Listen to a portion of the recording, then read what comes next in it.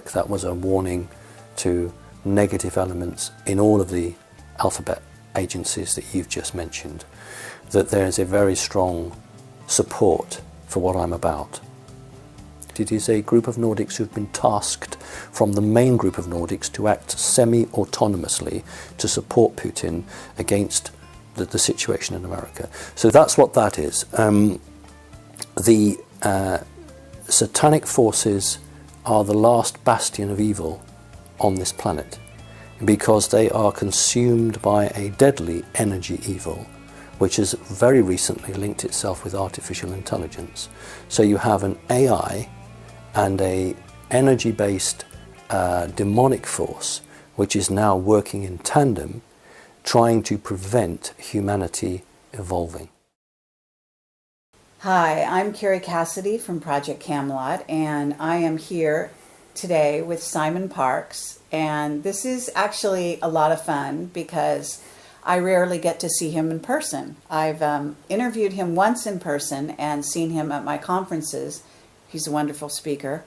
But I haven't been able to actually, see you in sort of a more relaxed atmosphere, which I would call this more relaxed, in spite of all our visitors in the room. And I mean those unseen kinds of visitors, as you're well aware of. I had sort of a direction saying there was some reason why I'm supposed to be here today interviewing you. And I'm in the UK for the holidays. It's a lot of fun to be here during this time, the festivities, whatever. But in the midst, I have been able to catch a few interviews, and that's actually something that's really good for Camelot and for my viewers, so that we don't waste the time, because time is of an essence at the moment, I would say. And I'm very, very happy to be here and happy to be able to see how you're doing physically, etc., in person. And let's talk about that right off the bat, because you've been under attack a bit, and I'm concerned about that, and I think that we need to at least address that. So welcome, and please tell us how you're doing. Oh, thank you. It's lovely to see you. Thank you. And we did meet face to face in the conference, which was a great success, and we have done our Skype interviews. Yes, I think 2016, 2017, very important times, and as a result of that, certain forces that don't wish humanity to evolve, don't want human consciousness to arise, are throwing everything they've got into the hat. So Christmas Day was very difficult. I was psychically attacked on Christmas Day, and for the last 4 to 5 hours prior to this interview, I was attacked. So somebody didn't want this interview to go ahead, and we've had a little remote view to follow it back to see where it's coming from, and it's emanating from Antarctica. So it's under control now, and been able to prevent that from getting any worse. But that's always, in my book, a positive reason as to why we need to do these interviews, because if somebody is trying their damnedest to prevent it, then we need to make sure it goes ahead. But that's what goes with the territory, and I don't criticize people who put their head above the parapet and then decide that it's not for them. That's their own decision, and that's the way they are. But there are some of us who are in this for the long haul, and we will see it through. So as pathetic and as ridiculous as these attacks are, that's the only weapon these negative entities have. But there is always a positive force which attempts to counterbalance and to give us the strength to go on. And I know you're like that, and I'm like that, and others are, and we will do it, and we'll carry on. Absolutely. Well, it goes with the territory, as you say. Although it is interesting to me that on, it's kind of unrelated days, right? So on Christmas, when you would think time off, for everyone, they wanted to bother to amp up sort of the electronics, let's say. I mean, I was quite shocked because the place where I was, in California, we have quite a bit of this, right? And I am very sensitive to HAARP and all of that. And I have this thing with my feet, so I get a sensation in my feet, and I can sense when it's really being, brought up. And I was at dinner on Christmas, and suddenly it was just coming up through the floor, through my feet. And I was saying, there's no earthquakes. There's no, as far as I know, maybe there is a HAARP, but I don't, I'm not aware of where it's located exactly in relation to Britain. And I was actually very surprised by that. I thought, am I imagining something here? But it was, very pronounced, and it did go on all night. And then we've had, actually, since I've been in Britain, as I said, since Christmas, 2 nights where couldn't sleep at all, just not at all, until the morning. And so something's up, something's, reaching some kind of fevered pitch on their side anyway. And other than that, I feel very relaxed. So I'm wondering, can you tell us, what are you seeing in the future? What are your contacts seeing and communicating with you about that you are able to talk about?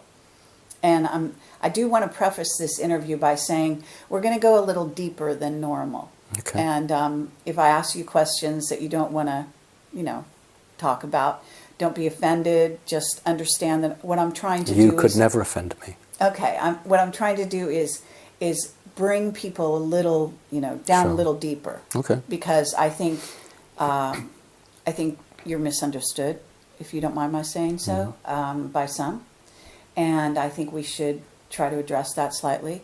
Okay. I think that there's not always, when you're online I do live shows with a huge audience, the time to actually say things and wonder about things and then, stop the camera and so on, because we can do that here. Whereas I can't really do that when I'm with a live audience, so that we can really delve here. So what I'd like you to do is, again, talk about what you're getting and also address where you're getting it from. Okay. All right. The next 3 months on this planet are crucial. Okay.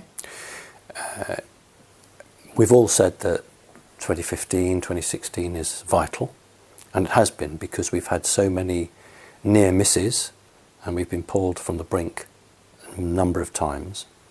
But I think what we will see in the next 3 months are obvious signs that the public will not be able to hide from. So I'm expecting, going ahead for 3 months, between March and July, I'm expecting some form of disclosure. It will not come from a government, it will come from an agency funded by the government, who will announce to the world that their supercomputers have been in communication with an off-planet force. They're not going to name anything, and they have been holding conversations. The government concerned who funds this agency will not deny it, but nor will it agree to it, but they will not prevent them speaking. Now, this is genuine. My concern is that it will be used for a false flag, because a non-government spokesperson is going to say, we have proof of aliens, and we have been communicating with them for the last 6 months, and here's the evidence. Now, that is a positive release of information, but there are elements within the elite who could then attempt to use that, stage some form of an attack, and then say, well, you've heard there are aliens, and this is what's happened. So there is a good side that wants the evidence released, and there's a negative side which can't prevent this release of information, but is seeing how it can utilize it to gain something. So that is actually positive. That's a positive thing for a disclosure. We'll call it a partial disclosure because it's not coming from a government head, but nevertheless it will be the most comprehensive disclosure that we can expect. So that's between March and July 2017. Running up to that, we will most definitely see a bank financially collapse in Italy. We will see an election where the Italian people vote to leave the euro and go to the lira. That will put impossible strain on the European Central Bank, and it's looking likely it'll be the collapse of what we would call the European Union. So when we look back, and we've seen Great Britain have the Brexit vote, we've seen the Clintons prevented from taking office. We've seen the Third World War being prevented on 3 occasions now. And we've seen a number of other situations which could have escalated one way or another. All have been prevented. We're now very clear, I think, in the view that humanity is going to be given an open door. But the point is whether humanity will walk through that door. And 2017 is the moment of that. Now, if humanity can do that, then between 2017 and 2019, this whole paradigm will shift.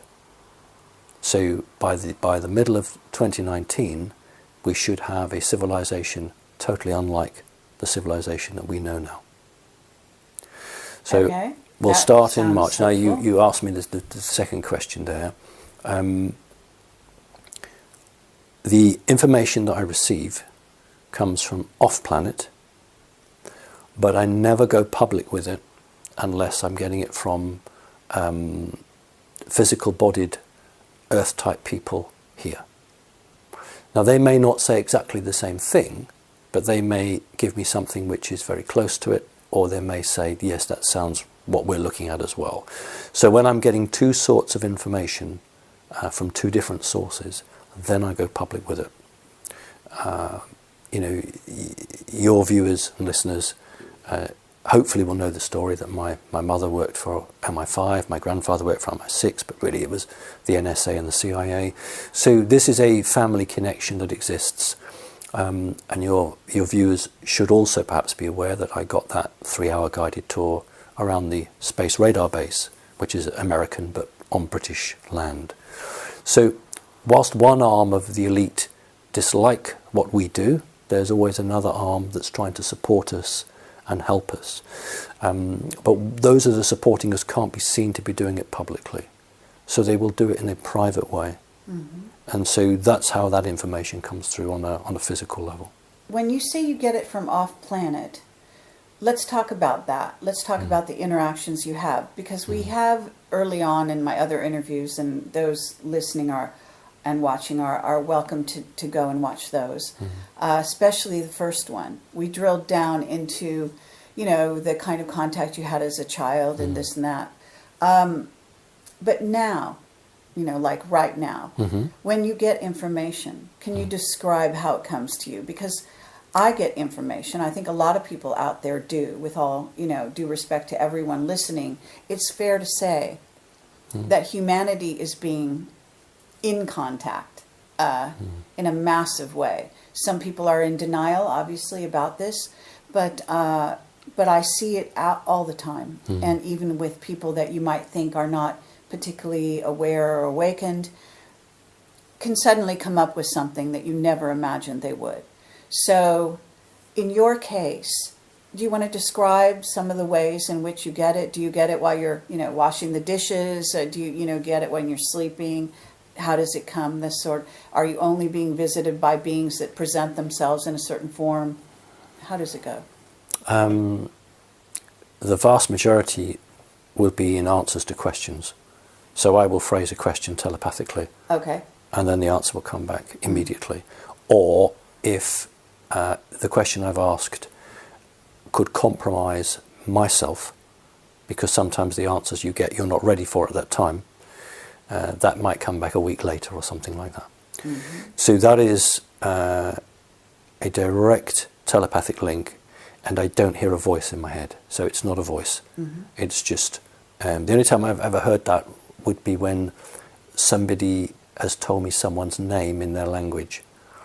And then that arrives as a visual representation. Are you familiar with the in this language, Sanskrit? So it arrives like that, like the little squiggles, not hieroglyphical, but squiggles mixed in with colours, because colours can give you information. So colours can be used to break up sentences. So that can happen. Also visual pictures, because a picture can, I know, why would somebody send 8 or 9 sentences to me if they can send me a picture? Sure. Then, and that may either be in black and white because it's arriving through a different method, or it may be in colour. So that is real-time connectivity when I need answers quickly, and when I do my radio shows, I'm connected up, so I can answer those questions very quickly. Do you feel, when you say you're connected up, do you feel, again, I guess this kind of is part of that, in a sense, because we were talking off the camera, and I think it's fair to talk about this because I think he'd get a kick out of it, about my recent interview with William Tompkins. And you asked me, was I talking to him or an entity through him? Yes, I did. And I said, well, a lot of it, an entity through him, or entities, possibly more than one. And he definitely seems to be in the flow of getting, you know, information coming through him. It's not channeling in the conventional sense. No. You know, he's not moved aside. He's still there, very much there. He's sharing the space with something. Yes, but it is coming, you know, it's a constant flow, I think, for him. And in fact, I would even go so far, and this is maybe presumptuous, but to say he may not even be aware of when he is and when he isn't. I'd agree with that. Because it seems so, you know, it's been in his life for so long at this point. Yeah, I'd agree with that. You know, it's the lines, the boundaries are somewhat blurred. With yourself, do you feel this kind of connection that that we experience with him or see with him, or how would you maybe? No, it's different. That's different. That's why I said to you, were you aware of it? Because what is sharing the space with him isn't totally compatible with him, and therefore you are aware of that. I've gone public with everything. I have a portal, which was established when I was very young, which is unhackable. That's why I have a portal, because if you channel, then that can be hacked and you can be interfered with, and the information you receive, which could be good information, can have evil added to it. So I'm aware of the portal, and it was actually asked if I wanted the portal when I was young, and I asked them what it would do, what would be helpful. So I have access to what you call the mantis, and I call the mantid. So I have that connection there. So that's where my information comes through from that. Yes. Well, I think that's great that you're saying this, because on a psychic level, I know I wasn't going to tell you this necessarily. I didn't know I was going to tell you this. But actually, before I came here, I was visualizing that I would be talking to a mantis. Good. And for some reason, I was told that I was supposed to do that. Okay, well, let me just add to that. I always went public and said that my soul was not just one part. Yes. One part of that is 1/3 mantis, which means at some point in a long distant past, I've inhabited a mantis body. Sure. So that is a family connection, and hence why the British public obviously got the wrong end of the stick through the newspapers, who said that my mother, who gave birth to me, was an alien. That's not actually accurate. But anybody who bothers to do the research will actually understand what that's about. So the connection I have has always been strongest with the mantis, because the mantis actually were from this planet, and that's not widely understood. And because of that, they are anchored to the Earth's energy, and they are part of the Earth's energy, and they take a great interest in it. And yeah, they've played a double game, as many have, but they always knew that the reptilians were on a dead end, and that they were finished, and that unless they evolved or accepted evolution, they would just become what I call budded off in the fourth dimension. They will create a separate universe within the fourth dimension, to which they will be prisoners to. Anything that's got any ounce of spirituality to it wishes to evolve, and the mantids certainly wish to evolve. So they've always taken a great interest, and you'll find that there is a channel of communication between the Nordics and the mantis. There's no channel of communication now between the reptilians and the mantis, and there was, as there is no real communication between reptilians and Nordics. But the mantis have aligned themselves as an independent group who wish to see humanity evolve. And so the information that I receive, and I've never really thought about it, but somebody, it was an American actually, who sent me a message and said, do you realise, he said, in February of this year, on your radio show, you said Donald Trump would win the presidential election. And I said, no, actually, I hadn't, but I went and checked back and I had. But the American language is you called it. We don't say that in England, but his words were, you called Trump. Right, so that was his words. And someone else said to me, everything that you've predicted has happened. And that was actually shocking for him, because when I look back, everything I've said has actually occurred. The only thing hasn't, as I said, I expected a banking crash in October. But if your viewers do the research, they'll find that Deutsche Bank came within 12 hours of a complete meltdown. Yes, I remember this. Yes. So everything that I've said has come to pass. That's why, whether people love me or hate me, they have to respect the information. Right. And I'm very, very careful on that. So if someone tells me something, I will check it out first. I'm not a researcher, but people do come to me with information. And I'll first think, well, why are you telling me? What do you want me to do with that? A number of people have put information my way, which was purely to discredit me, hoping I'd go public. But when I check it through the portal, or I check it through individuals, they'll come back and say, well, that's not come across my desk. So you can do more harm by telling people things and they get ready for it, and then it doesn't come to pass. Sometimes it's better to wait, make sure your information is accurate. But I would always go public with something if I'm convinced 100%, because I couldn't dream of not alerting people. You know, let's say there was going to be an EMP explosion and take out half of the states. Right. Well, if I get 12 hours notice of that, I will go public with that. Right.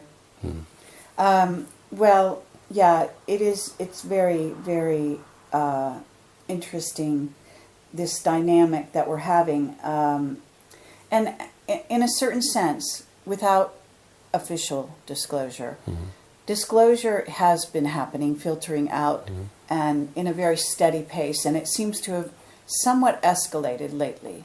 But along with the escalation, I have noticed, is an escalation of the, in other words, disclosure that is not really disclosure, disclosure that is distracting and inaccurate. And that quotient has, increased in my view. Yes. And I'm finding people are being very gullible towards any kind of disclosure. It's kind of like when I guess if you're starving and you're offered any kind of food, you just eat everything. You don't think discriminately, well, I'd rather eat this, is going to be healthy, and this will give me energy, and this won't, and so and so. So I see people out there like that, gorging on, if you will, information, and then getting it jumbled in their own minds because they can't keep it straight. And so then I get people writing to me saying, well, you said thus and so, which I never did. And I'm one of those people who pays a great deal of attention to what I say, what I don't say. And I also notice that, again, people are just sort of swallowing whole a lot of stuff. And I just want to caution against that. So I see that you're careful. And I think, I did do some study quite a long time ago. And the mantids, I was told, were to some degree what is called the record keepers. Correct. On the planet, and that they are also very careful as a race. They're known for this, for their care, and so it does make sense that you would be, very careful yourself in this regard.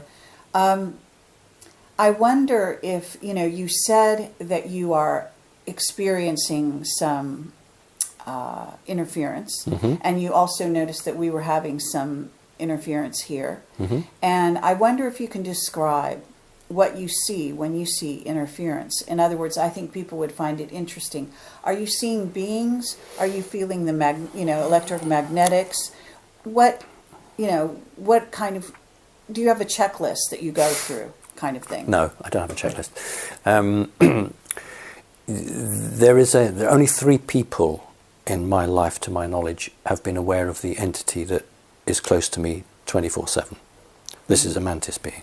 Sure. But only 3 people have seen that. And I don't see it deliberately, because if I was to see it, my attention would be on that and I wouldn't be able to do the work that I do. And that's been explained to me. That's why I can't see it. I also don't see orbs for the same reason. I've seen one orb, but it was pixelated out. But I am aware of negative energies that I am permitted to be aware of, to detect, to fight or prevent. What we have today in this room are independent beings who wish to see this go ahead and are fascinated. We also have a negative force which is not here in a physical form at all, and has an AI connection to it. But it is also linked through demonic energy. So that is the negative that made you feel so uncomfortable when you walked through the door. That really didn't want this interview to go ahead. But we have, at the moment, 75% of the energy in this room is positive. And so therefore the negative energy is now being reduced to being a member of the audience and is forced to watch it. So I don't... The energies that attack generally are non-physical. They are, I get a lot of that, they are yes. awarenesses. Sometimes they can appear in a shape. Generally they don't. I spend most of my time casting out jinn, sending them back. But a physical entity like a reptilian, like a draconis, well, that, providing it comes straight through from the fourth dimension and doesn't hang about, that is very physical. So you will see that with your own eyes. But because you are so psychic, Kerry, you will also pick up attachments or overlays on people. And there must be a number of people you've interviewed where you've seen not a helpful entity, but something that's overlaying and feeding off that person.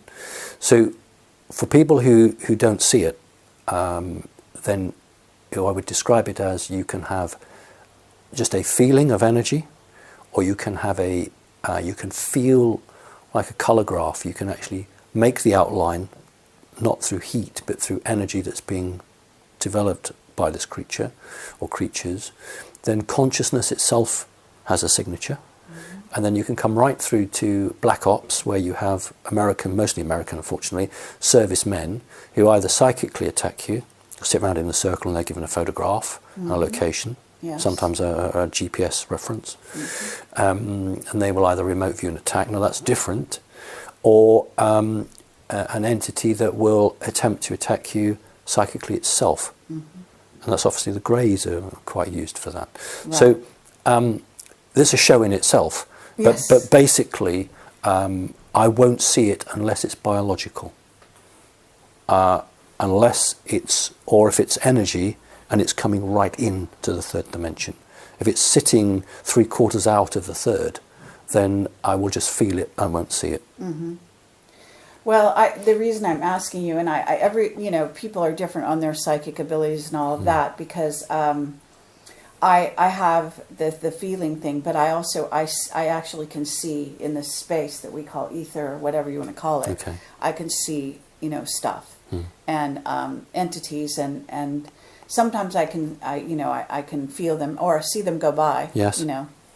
That sort of thing. And I can feel that, I guess it's, I'll just say, normally I keep this sort of thing to myself. So it's not the normal interview where I get into this sort of thing. But I'm going to say that there's a cold spot here at my feet that they're trying to, do a draining thing. Do you want to move? No, actually. Okay. I'm fine. I'm just mentioning it, that I'm aware of it. And, that's just ridiculous, but it's going on. And back here, just a thing, stuff going on here. But, I can see things, and I see it's actually kind of cleared out a bit, because I can see a bit better. What happens is it's like having fog. The entities tend to be a lot like fog. So I feel, when I walked in the room, it was very foggy, and it's cleared out a bit. So we're having an effect here by. They really didn't want this interview to go ahead. It's been very difficult. The last 4 to 5 hours, 6 hours now, been really attacked. Well, see, we were a moving target, so we were actually relatively okay in the car. It's harder for them to do it. Much harder. And I find that, and I always say to people, keep moving. People say, what do you do? I say, a moving target's much harder keep moving, to hit. Absolutely. I leave my place. I do it regularly. I have to. It's absolutely how I stay alive. Yes. Because if you stay in one place, they can really center Yes. their stuff on you. And you guys were here waiting, you know, so I don't envy that.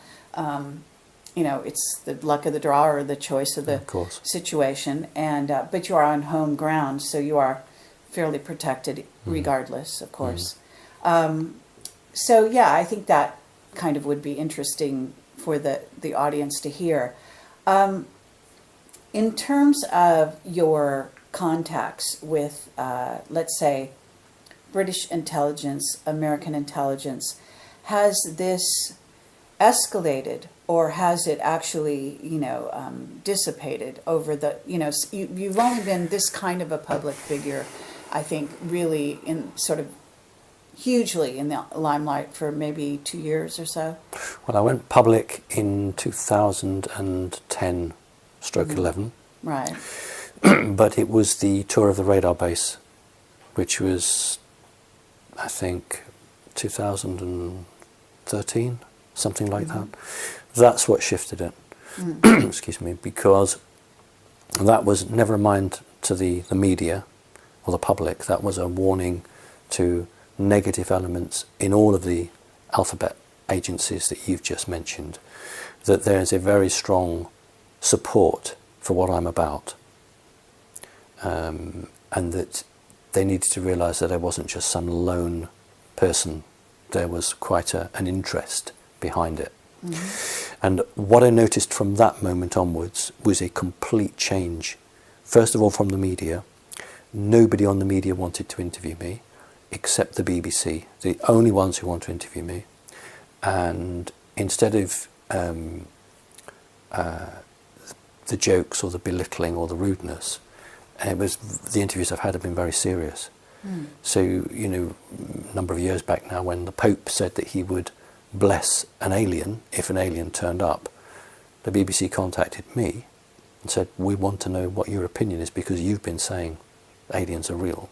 And it was a very straightforward and equal interview. And then when I did the Today programme, the breakfast show with the two hosts, that was very straightforward, and they could have gone and tried to make me look a fool. It wouldn't have. Well, you're lucky, because my understanding is David Icke has been, recently, not that long ago, interviewed maybe twice by I think it was the BBC. Yes. And he was messed about pretty strongly. But he doesn't have people in intelligence protecting him.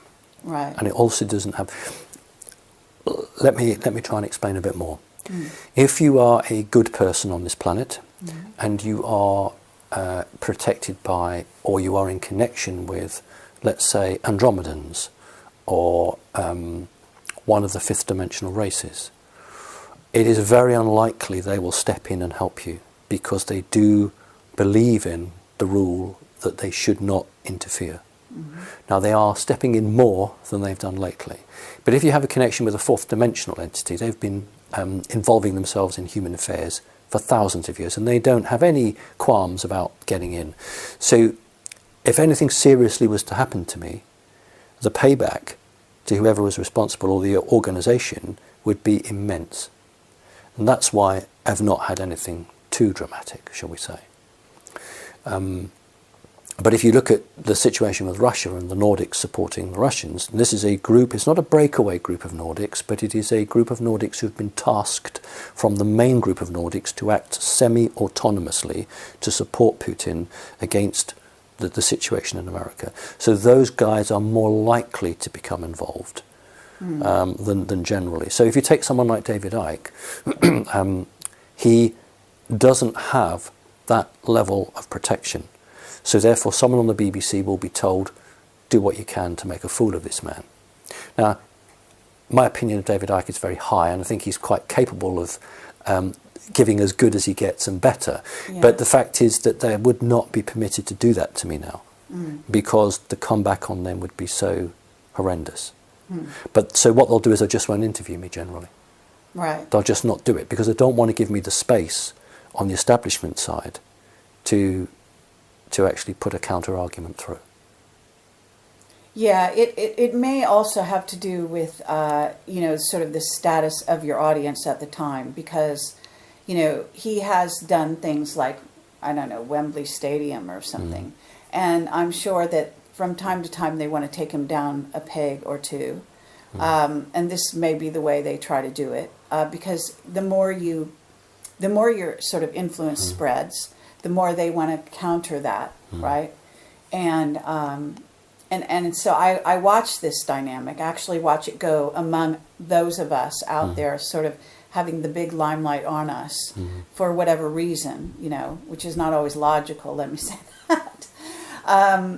But you know, so there's a very weird dynamic going on with regard to trying to attack this one, then attack that one, then attack that. It like jumping it around like that, so that people are they're quite in a state. Yes. What I find. Yes. You know. I've been lied to for so long. They don't know what's truth and what isn't anymore. But also very triggered. In other words, even people I'm talking again who are doing the job we're doing, more or less. Right, okay. Who are instead of kind of like you think, oh, it's just a normal thing. Some of them are really being heavily triggered, and they kind of are going off a little, you know. And I would just caution that, you know, it's kind of like, it seems like a big deal, but it's not, type of thing going on with us. Because, again, a lot of this information is coming at us as information. It's just, you know, ones and zeros or whatever kind of thing. And I think that understanding that we continue, that humans and beings, as consciousnesses, that we continue regardless of what they throw at us, is really important. Seeing a through line to your life and to your continuance beyond this life. Right. Can help to anchor a person in the midst of this. It's kind of like having waves of stuff thrown at you constantly. Well, I think that's happening to the human race generally, that energies are being buffeted to people. And people, you know, I'll give you an example of this where people post pictures of Nibiru or Planet X, and it's going to hit us. And, you know, regularly I'm asked on my radio show, you know, and I'm saying, well, there is a Planet X, there is Nibiru, but it is not going to hit us. It is a totally artificial intelligence controlled device. It's actually held out at the moment. It's not coming in. It's on standby. But the number of people who will post pictures on the internet, and whether they genuinely believe it's Nibiru or not, I really don't know. But of course what that happens is the public then start to accept it and believe it, and then it doesn't happen, and so their belief system, the crying wolf business, the system is, well, you know, next time someone says something that's truthful, they won't believe it. And that's what's not helpful. People who have perhaps watched one or two interviews, read a book, and then decide they're qualified to go on and write or do a video which actually does more harm than good. And that's what I object to. All for free information, obviously, but I don't like it when people who have no experience and knowledge start posting stuff and act as if they do, or ask others to believe that they have that knowledge. Right. Because, you know, that is not the case. This planet is not going to be hit by Planet X. That's not going to happen. I think, at least I don't hear that people think it's going to hit us, but they're all very sure it's showing up in our sky and it's going to cause a pole shift. Pole shift is the word of the day, so to speak. That would end the Earth if there was a pole shift. At least when I've looked into the future, this is not what I see. We can have a magnetic pole shift, but not a physical pole shift. That's just my phone, ignore that. Oh, okay. So what I want to do now, though, is change gears a bit. Okay. And you can tell me yes, no, whatever you want to do. I want to find out I want to go into this world of pedophilia and what's going on with all of that, and see what, you know, what you were seeing, and how you feel that this sort of wave of fascination, in a sense, with the general public and education at the same time. In other words, where you see that going and what the purpose is in the constant harping on this, because Right. it's really gotten bad. And the other thing I want to ask you as a corollary, and you can address these in whatever order, is your own situation where you were attacked on Avalon. And we don't have to necessarily, you know, I can edit out things or whatever you'd like, or we can just talk about what it is people think that you are accused of, why they get this idea about you. And in the overall sense, this idea of, you know, we have a reptilian brain, and there is an issue with predatory sexuality, okay, that is sort of starting to permeate the consciousness of people, in a sense that they never heard of it. Like, and I find it hard to believe, and maybe that's just me. And, you know, I did work in Hollywood for 20 years, and so, you know, to me this is like old stuff, and why don't you know it yet? You know what I mean? And why is this such a shock? But at the same time, the combination of Satanism and Luciferianism going in with that, Yes. pedophilia, etc. You see, and it does link to Kundalini awakening and activation, so there's a positive side to things. Do you want to address that whatever absolutely fine. way? First of all, on pedophilia, it's been rampant on this planet, but it's been mostly controlled excuse me, through satanic groups, ritual groups, through some arms of the Freemasons. And I'm always very careful. When I use the word Freemasons, I'm not blanketing everybody. You know, it's not the Freemasons full stop. It is a small group within them who form a magical section. The reason that it is now so obvious is because human consciousness has risen that it can't be hidden from them. 20 years ago, 30 years ago, this was going on and was hidden from people. Now it can't be hidden. The powers, the elite, are finding it harder and harder to hide it. What they are able to do is to say, we can't hold it, but wait for X or Y to pass on, then we will release it, because we can't hold it back much longer. But we'll ensure that we'll wait till that person's dead, because if we don't, and that person goes to court, they will name the rest of us. So that's what that is. The satanic forces are the last bastion of evil on this planet, because they are consumed by a deadly energy evil, which has very recently linked itself with artificial intelligence. So you have an AI and a energy-based demonic force, which is now working in tandem, trying to prevent humanity evolving. What they wish to do is to enslave everyone. So it is the worst crime, and I'm clearly not fully evolved, because I would happily string anybody up who abused a child. Now, there are people who are more evolved than me who can forgive. In my level of development, I couldn't forgive that. For me, that's the worst crime. So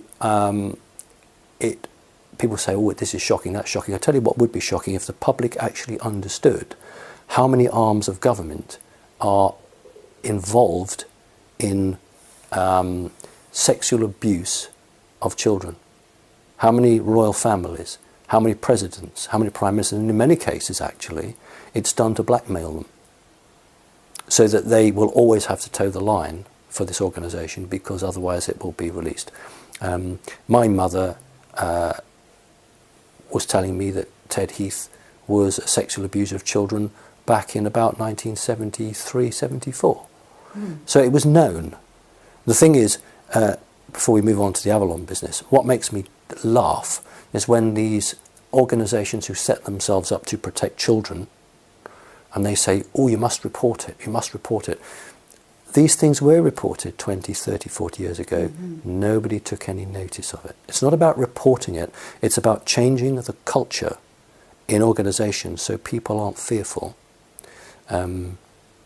If you have a pension to collect, or you have a salary, are you really so weak that you will not take action because you're frightened of your own job?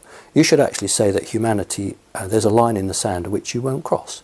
And if information comes to these people, then to hell with anything else. They need to go and deal with it. So we are seeing it because it is bursting out. The poison boil is bursting, and this is coming out. and I hope that the public do lose faith in their establishment, because we are seeing, whether it's in the sports, whether it's in politics, whether it's in church, whether it's in education, this has gone on. Mm-hmm. Now, it doesn't mean that all humanity is evil, Kerry. What it means is that people can be corrupted. And so we need to change the way that organisations work. So that's vital. Now, the Avalon business, I have the highest regard for the founder of that organisation, although he doesn't like me. And I can say that it's very naive, and this happened on Avalon, it's very naive for a group of people to go remote viewing the Vatican, believing that they can send love and light to the Vatican. That's what happened on Avalon. Yes. They went to remote view the Vatican, to send remote view. It was a trap. They were waiting for them psychically. They were attacked, and then a number of coordinators were taken over.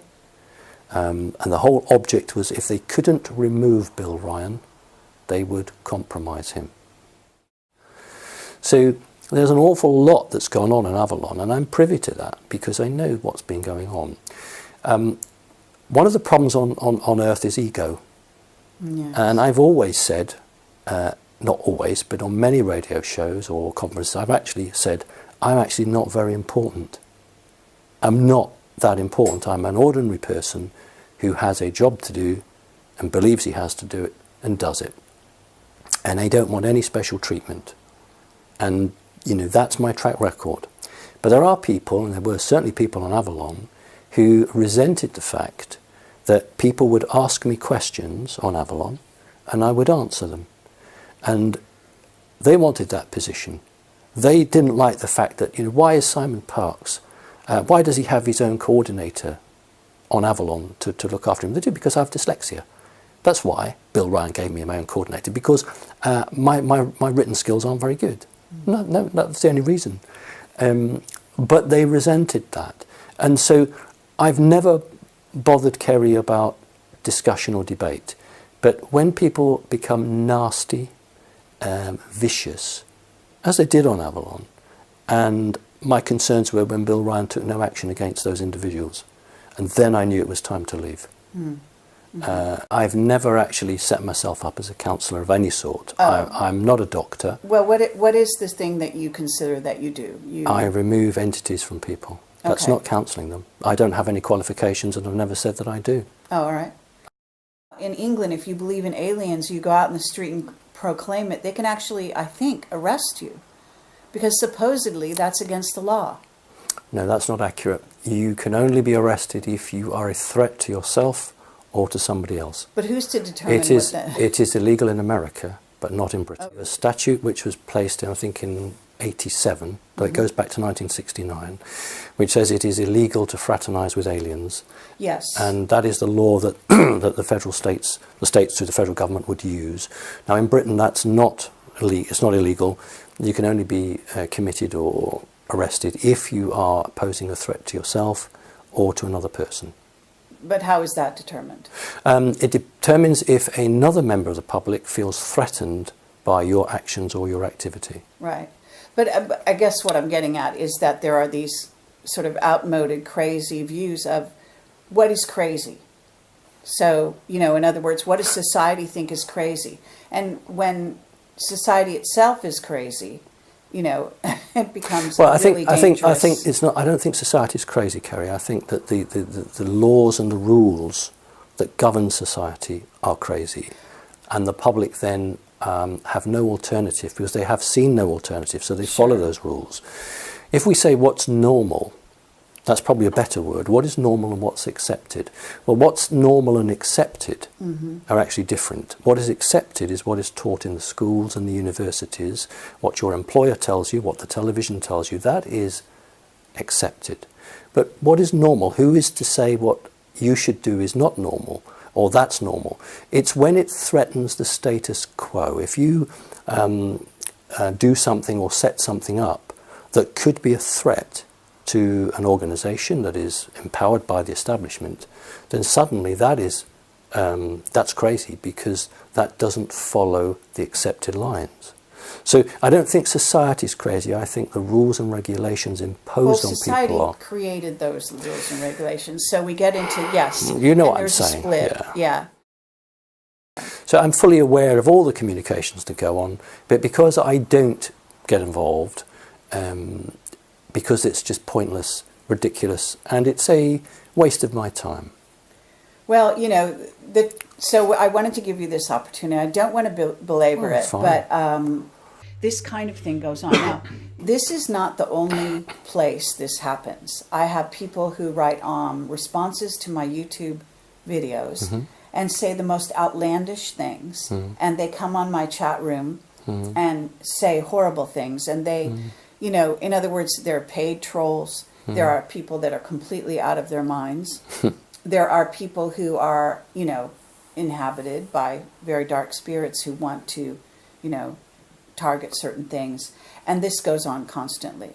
Now, this kind of, again, goes with the territory. It's part of, you know, if you become so-called famous or well-known, you're out there like a target. What I say to people is, look to the interviews I've given. Listen to the radio show. Right. You tell me what's anti-human.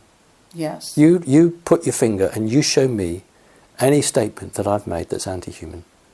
And then when someone tells you something, don't listen to them. You know, there's me live on a radio show, on a conference, or recorded. Then compare what you've been told with what you're seeing. Yes. And you make your decision.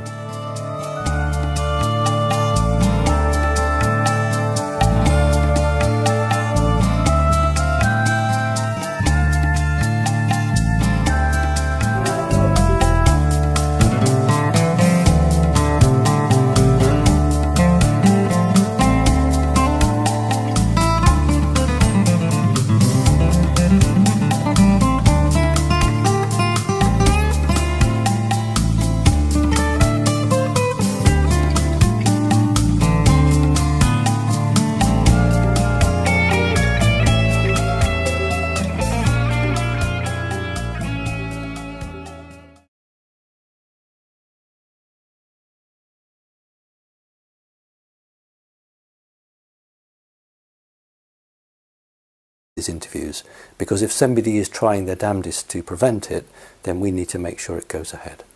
But you know, that's what goes with the territory, and I don't criticise people who put their head above the parapet and then decide that it's not for them. That's their own decision, and that's the way they are. But there are some of us who are in this for the long haul, and we will see it through. So as pathetic and as ridiculous as these attacks are, that's the only weapon these negative entities have. But there is always a positive force which attempts to counterbalance and to give us the strength to go on. And I know you're like that, and I'm like that, and others are, and we will do it, and we'll carry on. Absolutely. Well, you know, it goes with the territory, as you say. Although it is interesting to me that on, you know, it's kind of unrelated days, right? So on Christmas, when you would think time off, you know, for everyone, they wanted to bother me. Oh, thank you. It's lovely to see you. Thank you. And we did meet face to face in the conference, which was a great success. And we have done our Skype interviews. Yes, I think 2016, 2017, very important times. And as a result of that, certain forces that don't wish humanity to evolve, don't want human consciousness to arise, are throwing everything they've got into the hat. So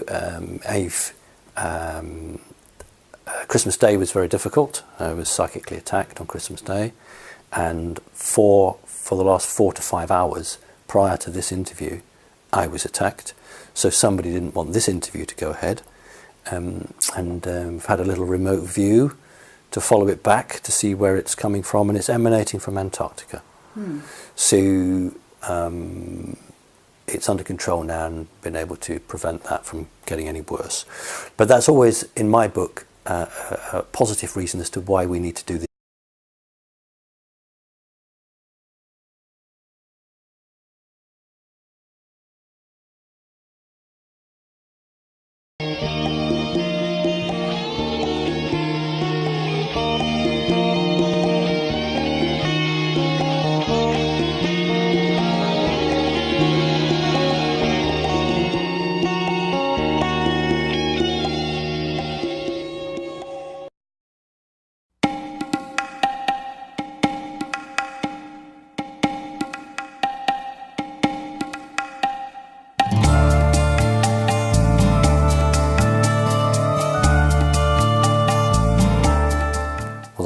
that was a warning to negative elements in all of the alphabet agencies that you've just mentioned, that there is a very strong support for what I'm about. It is a group of Nordics who've been tasked from the main group of Nordics to act semi-autonomously to support Putin against the situation in America. So that's what that is. The satanic forces are the last bastion of evil on this planet because they are consumed by a deadly energy evil which has very recently linked itself with artificial intelligence. So you have an AI and a energy-based demonic force which is now working in tandem, trying to prevent humanity evolving. Hi, I'm Kerry Cassidy from Project Camelot, and I am here today with Simon Parks. And this is actually a lot of fun because I rarely get to see him in person. I've interviewed him once in person and seen him at my conferences. He's a wonderful speaker. But I haven't been able to actually, see you in sort of a more relaxed atmosphere, which I would call this more relaxed, in spite of all our visitors in the room. And I mean those unseen kinds of visitors, as you're well aware of. I had sort of a direction saying there was some reason why I'm supposed to be here today interviewing you. And I'm in the UK for the holidays. It's a lot of fun to be here during this time, the festivities, whatever. But in the midst, I have been able to catch a few interviews, and that's actually something that's really good for Camelot and for my viewers, so that we don't waste the time, because time is of an essence at the moment, I would say. And I'm very, very happy to be here and happy to be able to see how you're doing physically, etc., in person. And let's talk about that right off the bat, because you've been under attack a bit, and I'm concerned about that, and I think that we need to at least address that. So welcome, and please tell us how you're doing.